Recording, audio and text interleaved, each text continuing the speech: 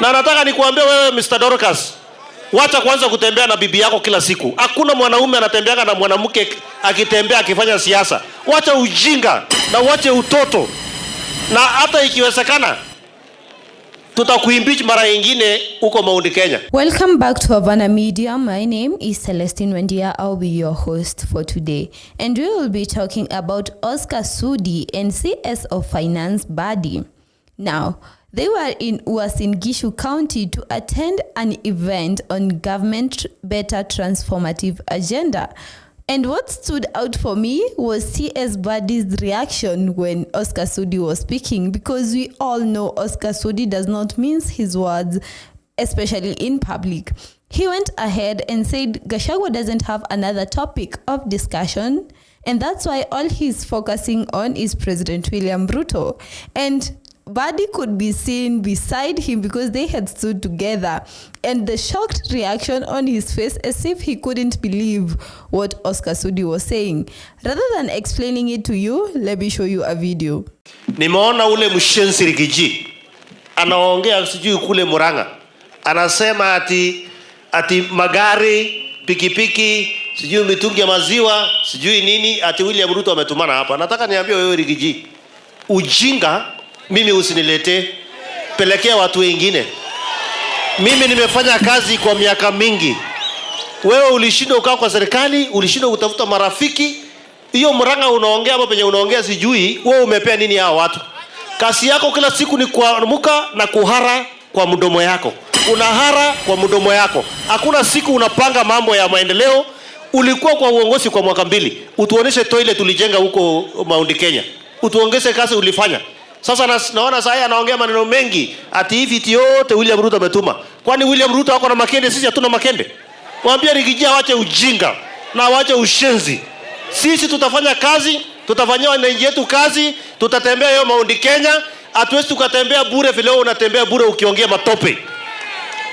Na nataka nikuambia wewe Mr. Dorcas, wacha kwanza kutembea na bibi yako kila siku. Hakuna mwanaume anatembeanga na mwanamke akitembea akifanya siasa. Wacha ujinga na wache utoto.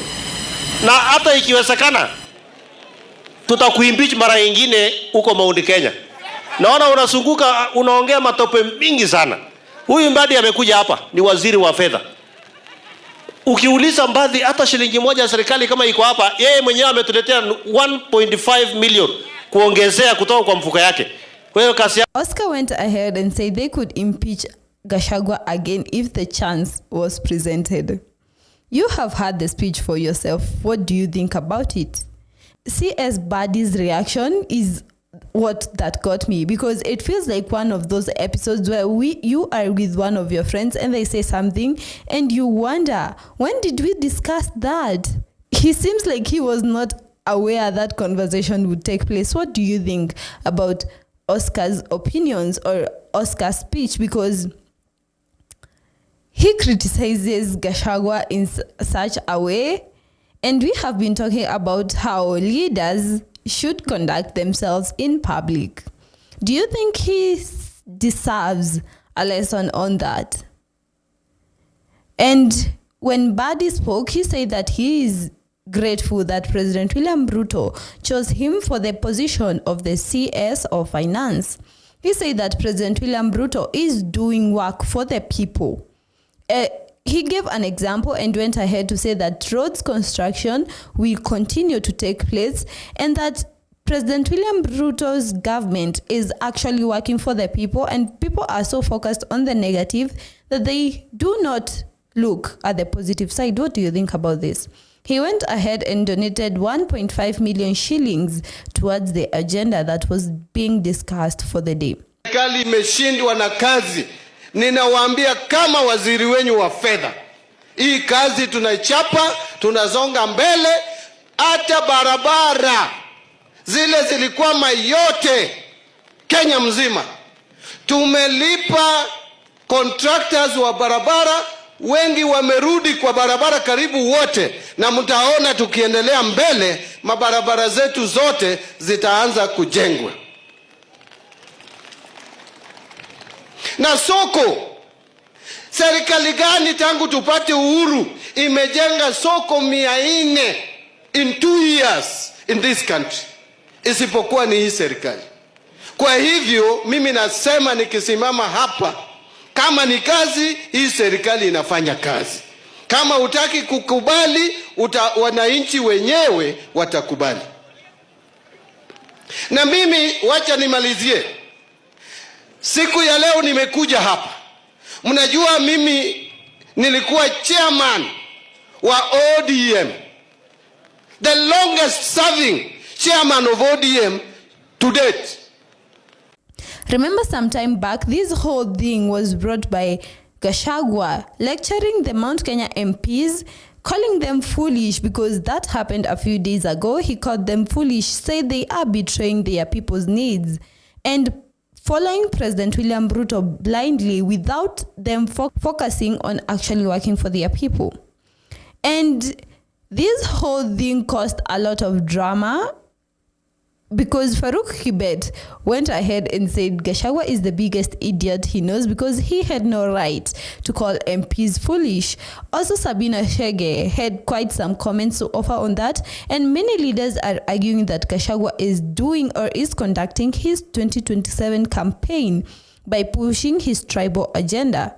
And many are saying that this is not something at this age and time that should be even an issue, because tribalism, people say it's the thing of the past, and right now a political leader or someone aspiring to have a position in government should not be pushing his agenda by using tribalism as a goal. And this comes after the Mount Kenya region people do not exactly seem happy with the impeachment that happened.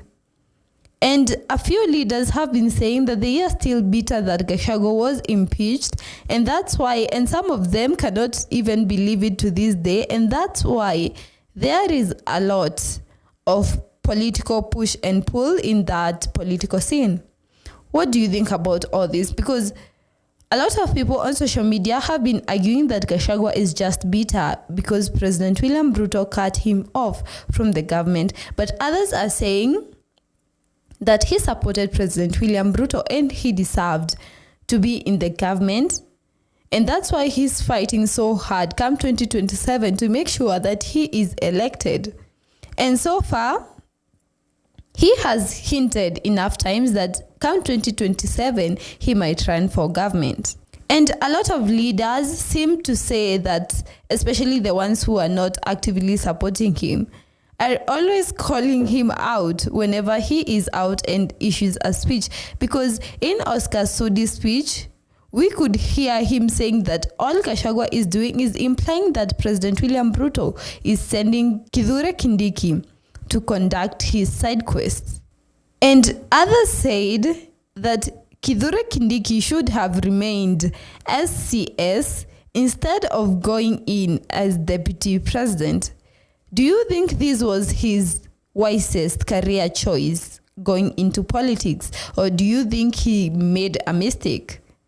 Tell me what you think in the comments below. Thank you for tuning in to Havana Media. I have been your host, Celestine Wandia.